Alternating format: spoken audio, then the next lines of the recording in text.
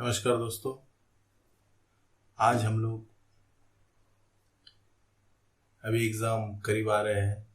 आने वाले 14 नवंबर से जनरली एमएसबीटी का एग्ज़ाम शुरू हो रहा है और उसी को मद्देनज़र रखते हुए कि लास्ट मोमेंट में कैसे हम लोग एक रिवाइज ले सकते हैं, अपने जो कोर्स हो चुका है उसको हम लोग कैसे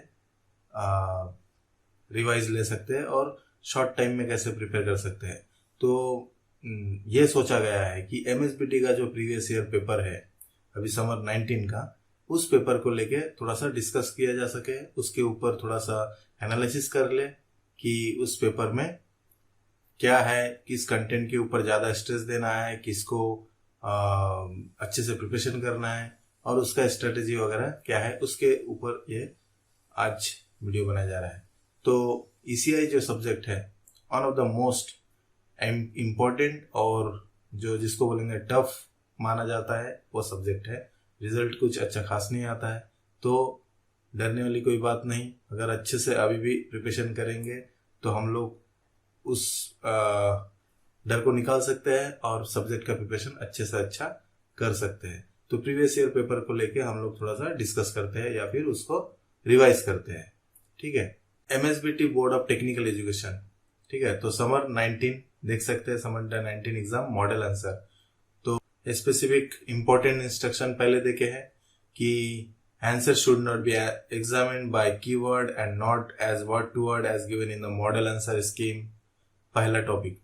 तो आंसर जो है, हम लोग कोई भी क्वेश्चन का आंसर अगर लिखते हैं तो वैल्यूअर जो है उसको वर्ड टू वर्ड चेक नहीं करता है, या ग्रामेटिकल एरर है तो उसको भी नेग्लेक्ट करते हैं, या फिर वर्ड टू वर्ड नहीं देखा जाता है।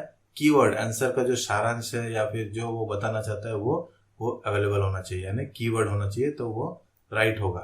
Second point, the model answer and the answer written by candidate may vary but the examiner should assess the understanding level of the candidate. तो ये जो मॉडल आंसर है और जो कैंडिडेट आंसर लिखेगा उसमें वेरिएशन हो सकता है। ये मॉडल आंसर फॉर रेफरेंस के लिए यूज किया जाता है। जो वैल्यूअर है उनको ये मॉडल आंसर पेपर मिलता है चेक करने के लिए। ठीक। Third, the language error such as grammatical spelling error should not be given importance.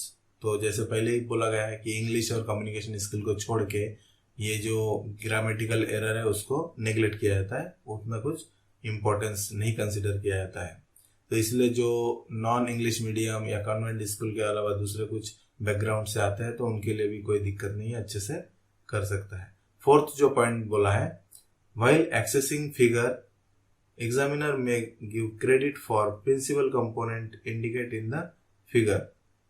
तो the figure drawn by candidate and model answer may vary, the examiner should give credit for any equivalent figure.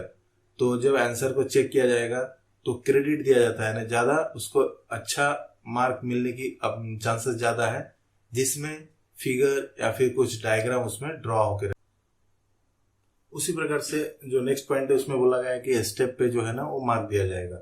अगर कोई numerical में wrong है तो भी step को consider करके उसको मार्क दिया जाएगा। और मॉडल आंसर के साथ एकदम हुबहू आंसर कांस्टेंट होना जरूरी नहीं है, वेरिएशन थोड़ा कुछ पॉइंट में अगर वेरिएशन है तो भी वो करेक्ट माना जाएगा। नेक्स्ट जो पॉइंट बोला गया है कि in case of some question credit may be given by judgement as on part of examiner relevant answer based on the candidate's understanding. For जो है एग्जामिनर जो है बच्चों के अंडरस्टैंडिंग के हिसाब से जो अगर आंसर मिलता जुलता है, आंसर राइट है तो भी उसको क्रेडिट मिल जाएगा। और लास्ट जो है उसमें कि for programming language program credit may be given to any other program based on the equivalent concept.